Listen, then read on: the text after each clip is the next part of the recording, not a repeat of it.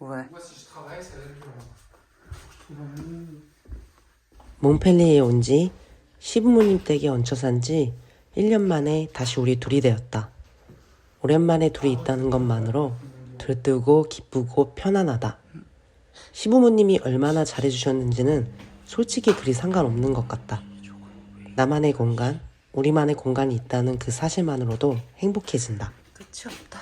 누군가의 눈치를 보지 않아도 된다는 것이야말로 진정한 자유가 아닐까 싶다. 저 개새끼 저 계속. 프랑스에 오고 나서부터 본의 아니게 시부모님께 많이 의지하고 있는 나를 발견한다. 호주에서는 우리 둘이서 잘만 살았는데 호주에서는 2달 일도 했고 비자 문제로 인한 각종 서류 문제나 뭐 당연히 의식주 그리고 장사도 나 혼자의 힘으로만 했다. 남편 배고파요? 네. 남편, 허이! 배고파요, 허! 남편, 허! 잘봐, 허! 빨리 와, 밥 먹어. 옷 사줄게. 맛있게 드세요. 맛있게 드세요. 네, 맛있게 드세요.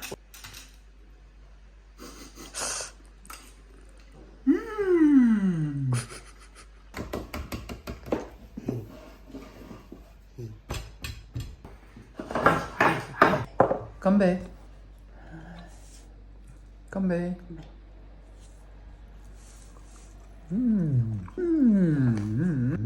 물론 내 영어 실력이 프랑스어 실력보다는 훨씬 낮기 때문에 그런 것도 있지만 주셔? 프랑스에 오고 나서부터 뭘 모르거나 어떤 문제에 부딪히면 내 스스로 찾아보기보다 시부모님께 여쭤보았다. 좀 창피하기지만 경제적으로도 상당히 의존하게 되었다. 마르세유에서 아파트 샀을 때도 시부모님이 도와주셨고 팔 때도 도와주셨으며 이사까지 도와주셨다. 몽펠리에에 온 이후로는 시부모님 댁에 얹혀 살면서 월세, 전기세 같은 건 일체 내지 않았다. 이번에 이사 온 아파트도 원래 월세보다 절반 이상 낮춰주셨다. 정말 경제적으로 많이 도움을 받고 있다. 나이는 더 들었는데 도움을 받을 수 있다는 걸 알아서일까? 솔직히 나 없이 오렐리안만 시댁에서 같이 살았다면 그리 불편하지 않았을 것이다. 오렐리안이야 평일에는 일하고 저녁에는 운동하러 가는 경우도 많고 주말도 마찬가지로 자기 할 일 바빠서 사실 뭐 그렇게 얼굴 보기도 쉽지 않았다. 그러나 나는 달랐다. 나도 평일에는 도서관에 가고 점심도 따로 먹으면서 엔간하면 부딪히지 않으려고 노력했다. 그래도 며느리는 며느리고 사위는 사위인 거다. 불편한 게 당연하다. 나도 편하지 않았던 건 마찬가지였으니까. 입장 바꿔놓고 생각해봐도 그렇다. 생판 모르는 남을 내 아들과 결혼했다는 이유만으로도 이렇게 도와주는 건 사실 쉽지 않다. 이 도움에서 빨리 벗어나야 한다. 벗어나야 강해질 수 있다. 의지하면 할수록 약해지고 뻔뻔해진다. 웃긴 게 처음에는 엄청 감사했던 일을 나도 나중에는 너무나도 당연히 받아들이고 있었다. 예를 들면 우리 시어머니나 시아버지가 내 옷을 다려주시면 처음에는 너무 감사했고 죄송했는데 나중에는 가끔 안 다려주시면 나한테 무슨 서운한 일 있으셨나? 싶었다. 이래서 너무 처음부터 잘해주면 안 된다는 생각이 들었다. 당연한 일이 아니고 특별한 일도 그냥 익숙하게 받아 처먹고 있는 나를 보았다. 이러면 안 된다. 머릿속으로 되뇌었다. 원래 점심을 11시 30분쯤 먹었다. 시부모님이 12시쯤 드시니까 그때쯤 먹었다. 솔직히 우리 부모님과도 점심을 매일 먹는 건 좀 힘든 일이다. 점심을 12시가 넘어서 먹는다. 별거 아닌데 그냥 짜릿하다. 라면을 먹는다. 내가 제일 좋아하는 라면. 후루룩 마음껏 후루룩 거리면서 먹을 거다. 일부러 더 후루룩 거릴 거다. 왜냐하면 평소에 신경 쓰던 걸 안 신경 쓰고 싶으니까. 사실 기분이 좋아지는데 별거 없다는 생각을 한다. 다 필요 없고 역시 마음이 편해야 한다. 그리고 자유로워야 한다. 나이가 들면서 더 느끼는 부분이다. 사실 행복하다는 건 별거 아니구나. 그냥 저 둘만 있으면 되는구나. 근데 마음의 편안함과 나의 자유는 생각보다 얻기 쉽지 않다. 아니 어쩌면 제일 갖기 어렵다. 마음의 편안함을 얻으려면 모든 걱정에서 벗어나야 한다. 경제적 걱정, 인간관계 걱정, 일 걱정 등등. 경제적 걱정에서 벗어나려면 꽤 돈이 많아야 한다. 뭐 상대적인 것이긴 하지만 일단 돈에 대한 욕심을 버리든 아니면 많이 벌어놓던 해야 하는데 둘 다 쉽지 않다. 인간관계는 개인적으로 세상에서 제일 어려운 것 아닌가 싶다. 나이 들면 들수록 더 어려운 것 같다. 산으로 들어가서 중이 되거나 무인도에서 혼자 살지 않는 한 글쎄다. 어떻게 저 걱정에서 벗어날 수 있을지는. 일극정은 뭐 말에 입 아프다. 일단 마음이 편안해야 마음도 몸도 자유가 될 수 있기 때문에 자유를 갖는 건 그 다음 문제다. 내 프랑스어 선생님은 캄보디아에 살고 있다. 프랑스 사람인데 캄보디아에 살면서 전 세계 사람들에게 프랑스어를 가르치며 돈을 벌고 있다. 내가 이사온 아파트를 보여주니 자기도 이사간 집을 보여준다. 내 아파트보다 한 달에 300유로가 싼데 내 아파트보다 10배는 크다. 사방이 나무고 초록초록하다.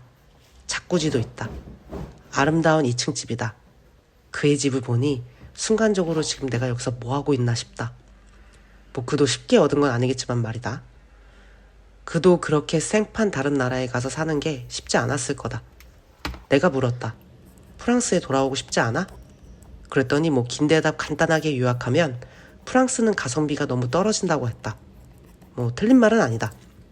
프랑스어를 프랑스에서 가르치나 캄보디아에서 가르치나 온라인으로 가르치기 때문에 수입은 비슷할 거고 쓰는 돈이 문제인데 내가 봐도 가성비가 떨어지긴 한다.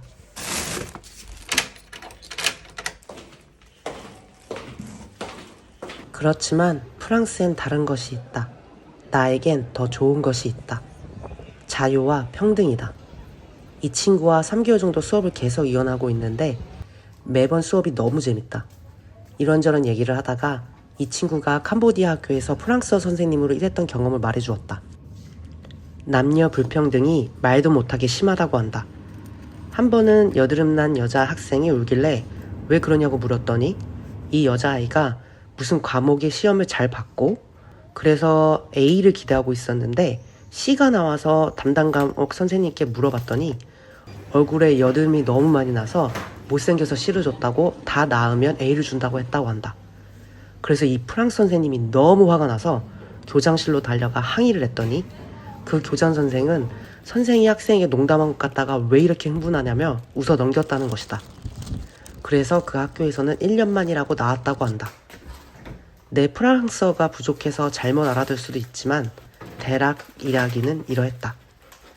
나 때만 해도 담배 피다 걸리면 학생 주임 선생님이 남자애들은 야구방망이로 엉덩이도 때리고 나도 어떤 선생님들한테 날라차기로 맞은 적도 있고 싸대기도 한 2번 맞았다. 우리나라의 좋은 점은 빨리빨리가 어디에나 적용된다는 점이다.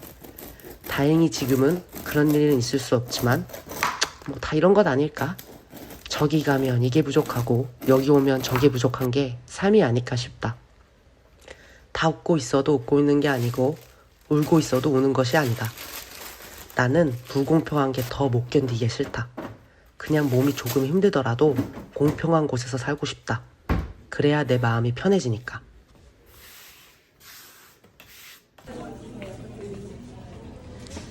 서양에는 고부 갈등이 없을 거라고 생각하는 사람들이 많은데 완전 경기도 오산이다.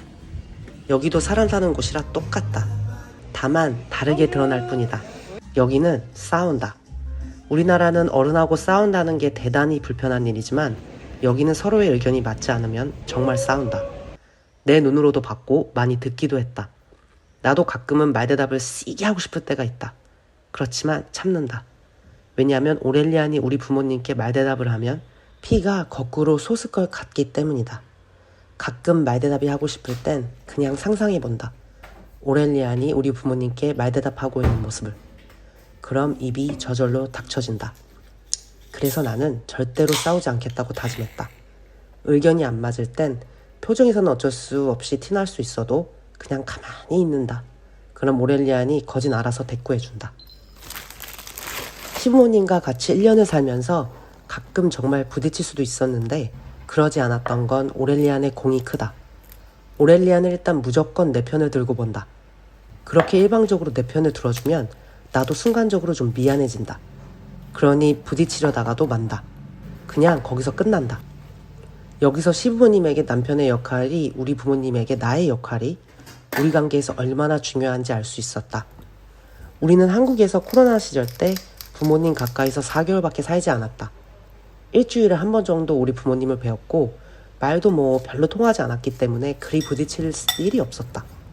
생각해보면 내가 우리 시부모님과 가장 사이가 좋았을 때도 2, 3년에 한 번씩 뵈면서 말이 별로 안 통했을 때였다.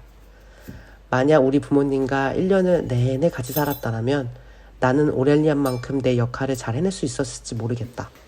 여튼 고맙다.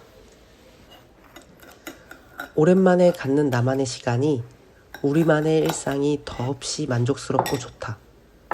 온전한 우리의 공간에 우리 것만을 채워넣는다. 전에는 몰랐던 너무나도 당연했던 일상들이 특별함으로 다가온다. 한 2주 동안 모든 순간이 그냥 모든 것이 완벽했다. 잠도 더 잘 자고 매일 똑같은 시간에 일어나고 내가 먹고 싶은 것을 먹고 싶은 시간에 먹을 수 있고 오렐리아는 바쁜 바람에 저녁도 혼자 먹는 시간을 만끽할 수 있었다. 사람은 안 변한다고 하는데 아니, 변한다. 나 또한 지난 3년 동안 굉장히 많이 변했다. 혼자 있는 시간이 이렇게 좋을 수가 없다. 우연의 일치인지는 몰라도 희한하게 6월마다 이사를 했다. 마르세유로 이사 갔을 때도 2021년 6월, 몽펠리에로 이사 온 것도 2023년 6월, 그리고 2024년 6월 또다시 이사를 했다. 난 이사하는 게 좋다. 새로운 곳에 가는 것은 나를 들뜨게 한다. 새로운 집에, 동네에 적응하는 것이 재밌다. 일 들뜨면 짧으면 한 달, 길면 2달 가겠지만 이 이사를 계기로 시부모님에 대한 감사함, 둘만의 소중함, 그리고 나만의 자유가 얼마나 중요한지를 다시 한번 깨달아 본다.